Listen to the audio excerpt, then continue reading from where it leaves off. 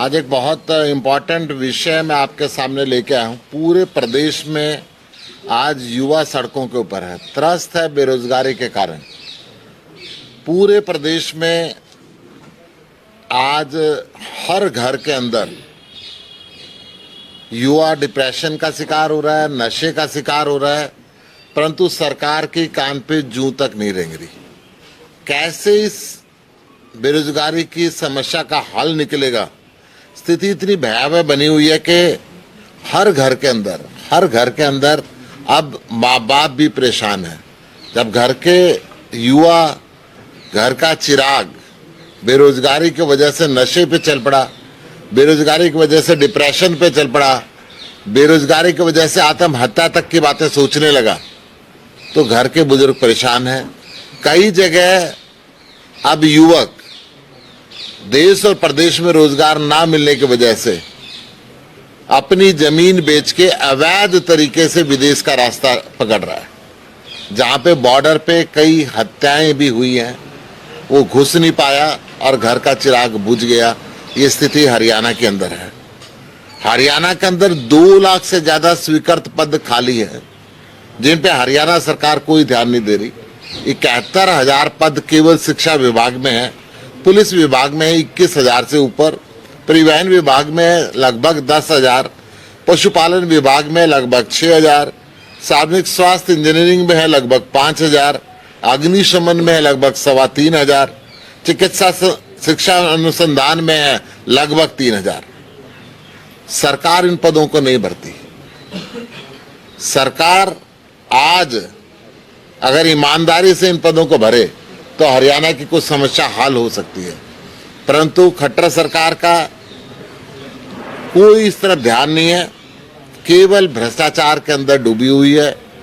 Paper होते भी हैं तो नकारा जो कमीशन है, Haryana public service commission, paper leak करा देता है। पेपरों की गलती के कारण कोर्ट में चला जाता है, भर्ती अटक जाती है, युवक फिर ओवरेज हो जाता है। ये सारी समस्याएं हैं। लगभग 30 बार से ऊपर पेपर लीक हुए खट्टर सरकार के राज के अंदर। ऐसा आज तक पूरे देश के अंदर कहीं नहीं हुआ जैसा हरियाणा के अंदर हो रहा है।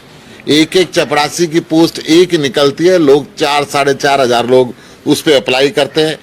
पीएचडी MBA के लोग चपरासी की लाइन के अंदर खड़े हुए हैं। और इस बेरोजगारी के कारण हरियाणा में 2021-22 के अंदर 3783 लोगों ने, युवाओं ने आत्महत्या की है, जो 2021 के मुकाबले में 2.5% अधिक है। और आत्महत्या का सबसे बड़ा कारण केवल और केवल बेरोजगारी की वजह से नशा बढ़ रहा है, और नशे में जाने के बाद डिप्रेशन में जा रहा है, डिप्रेशन के बाद वो आत्महत्या तक की बातों पे जा रहा है। आज पूरे प्रदेश के अंदर जब सरकार नौकरियां नहीं दे पा रही है, तो 10,000 पढ़े लिखे युवाओं को मजदूर बना के सरकार इजराइल भेज रही है। उस युद्धग्रस्त क्षेत्र के अंदर भेज रही है जहां से सारी दुनिया के लोग अपने नागरिकों को निकाल रहे हैं।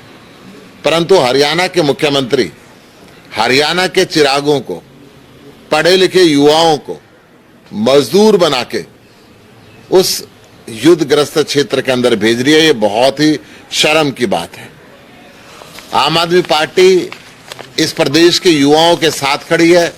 इस प्रदेश के युवाओं के समर्थन के अंदर 24 घंटे तैयार है।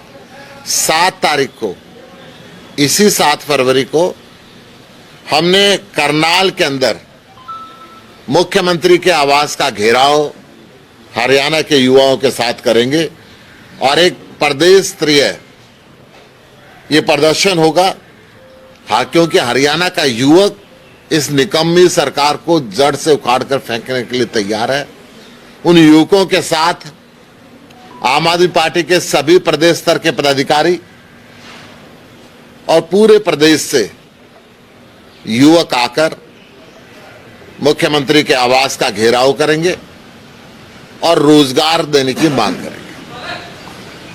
मेरे साथ में हमारे प्रदेश के उपाध्यक्ष BK कौशिक जी हैं, संगठन मंत्री आदर्शपाल जी हैं, हमारे जींद के जिला अध्यक्ष ढांडा जी हैं।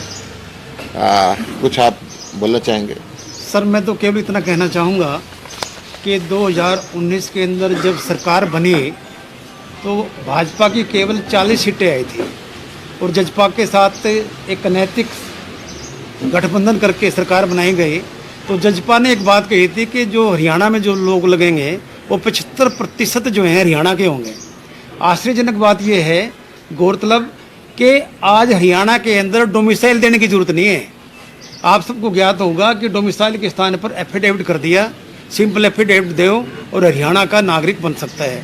तो इससे क्या है कि बाहर के लोग, पीछे सर ने बताया था एक प्रेस कॉन्फ्रेंस में कि जो लगते हैं वो बाहर के लोग ज़्यादा लगते हैं, हरियाणा के कम लगते हैं।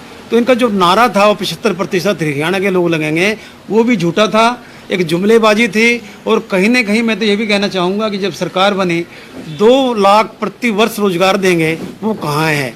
आज 25 लाख जो युवा हैं सड़कों पे हैं, सर ने बताया, और उनमें से 18 लाख समथिंग जो हैं वो बिफोर ग्रेजुएट हैं और ग्रेजुएट और पोस्ट ग्रेजुएट लगभग 6 लाख समथिंग हैं। तो इसका अर्थ ये है कि हर तीसरा युवा जो है बेरोजगार है और बेरोजगारी के आलम में पूरे क्षेत्र के अंदर त्राहिमाम है। आदर्श पाल जी, मैं आपका ध्यान आकर्षित करने के लिए कौशल विकास के नाम से एक निगम बनाया गया। मैं पूछना चाहता हूँ 18,000 रुपये में क्या एक परिवार चला सकता है कोई?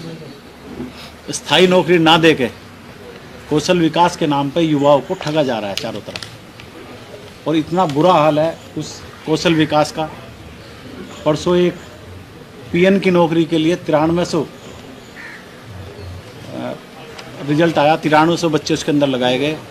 उसके अंदर जीता जागता उदाहरण है, अगर आप कहोगे तो मैं उसकी आपकी कॉपी भी प्रोवाइड कर दूंगा। अभी एक ही डिस्ट्रिक्ट से 5000 बच्चों की नियुक्ति है 9300 में से।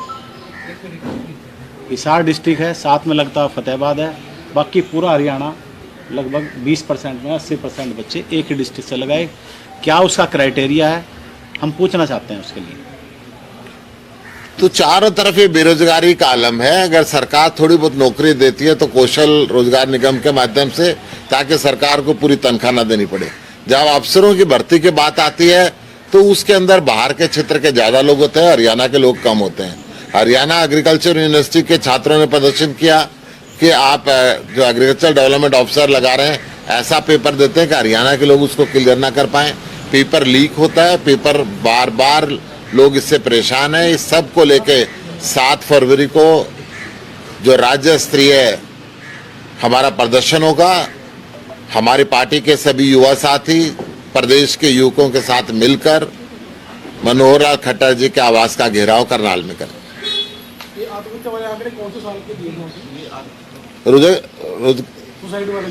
सुसाइड वाले आंकड़े 2021-22 के भी है और 2022-23 के भी है। 21-22 के अंदर से 2022-23 में 3783 लोगों ने आत्महत्या करी, जो 2020-21 से 2.5% ज्यादा है प्रति 1 लाख। क्या योजना है चुनाव लड़ने की? गठबंधन में लड़ेंगे या स्वतंत्र लड़ेंगी आम आदमी पार्टी हरियाणा इकाई 90 के 90 विधानसभा सीटों पे अकेले अपना चुनाव लड़ेगी। जहां तक लोकसभा का है वो गठबंधन की बातचीत इंडिया टीम से हमारी चल रही है, उसका फैसला राष्ट्रीय नेतृत्व करेगा कि अकेले लड़ेंगे या गठबंधन पे लड़ेंगे। भूपेंद्र सिंह हुड्डा कह रहे हैं कि हम सक्षम हैं सभी सीटों पर लड़ने के लिए और यहाँ कोई गठबंधन की पूरे देश में ऐसी कोई पार्टी नहीं है जो ये ना कहती हो हम सक्षम नहीं है, परंतु फैसला शायद भूपेंद्र सिंह जी के हाथ में नहीं है। फैसला उनके भी राष्ट्रीय नेतृत्व ने करना है और हमारे भी राष्ट्रीय नेतृत्व ने। सर, आज चंडीगढ़ मेयर चुनाव मामले में सुप्रीम कोर्ट में सुनवाई हुई है, तो किस तरीके से देखते हैं सर? क्योंकि डेमोक्रेसी का मर्डर अगर कहीं देखना है तो भाजपा के शासन में हर जगह देखा जा सकता है। चंडीगढ़ के अंदर किस तरीके से लोकतंत्र की हत्या की, एक जो पीठासीन अधिकारी इन्होंने अपनी पार्टी का कार्यकर्ता बनाया, सबसे पहले उसने देखा कि बीजेपी हार रही है तो खुद को बीमार बना लिया। जब हाई कोर्ट ने कहा कि चुनाव की तारीख है, चुनाव पे आप इस तारीख पे चुनाव करना पड़ेगा, तो अपने पेन से ही निशान लगा के आम आदमी पार्टी की 8 वोटों को रिजेक्ट कर दिया और सौभाग्य से वो कैमरा बंद होने से बच गया और वो सारी चीजें कैमरे में रिकॉर्ड हुई, पूरे देश ने उसको देखा है। आम आदमी पार्टी उसके लिए सुप्रीम कोर्ट गई है और सुप्रीम कोर्ट से हमें पूरा उम्मीद है कि वहां से न्याय मिलेगा। तो अशोक तंवर जी के जाने के बाद पार्टी को कितना नुकसान हुआ? कोई फर्क नहीं पड़ता। अभी जींद के अंदर रैली हुई थी, लाखों लोग आए थे। चंद लोग अशोक तंवर जी के साथ होते हैं, वो जहां जाते हैं वो साथ ही जाते हैं। 10-20 लोग हैं ऐसे। ये दिल्ली में जो प्रोटेस्ट करना चाह रहे थे, आपको नजरबंद कर लिया गया, अब अगली क्या रणनीति रहेगी? ये चंडीगढ़ मेयर के चुनाव में धांधली, जो लोकतंत्र का मर्डर हुआ था, उसके खिलाफ बीजेपी हेडक्वार्टर को घेरने का हमने नोटिस दिया था, परंतु भारतीय जनता पार्टी की पुलिस ने दिल्ली के अंदर भी और हरियाणा के अंदर भी आम आदमी पार्टी के कार्यकर्ताओं को घर के अंदर नजरबंद कर दिया था। जब मैंने कहा कि मैं नहीं रुकूंगा तो मुझे भी जबरदस्ती उठा के पुलिस स्टेशन लेके गए थे। कोई कानून हिंदुस्तान के अंदर शांतिपूर्ण प्रदर्शन को नहीं रोकता। हम शांतिपूर्ण प्रदर्शन के लिए जा रहे थे, परंतु घरों में इस तरीके से नजरबंद कर देना। खट्टर साहब भी जब हरियाणा में किसी जिले में जाते थे, आम आदमी पार्टी के कार्यकर्ताओं को कोई सवाल ना पूछ ले, कोई क्वेश्चन ना करे, वहां पे नजरबंद करा देते। Thank you sir, thank you very much.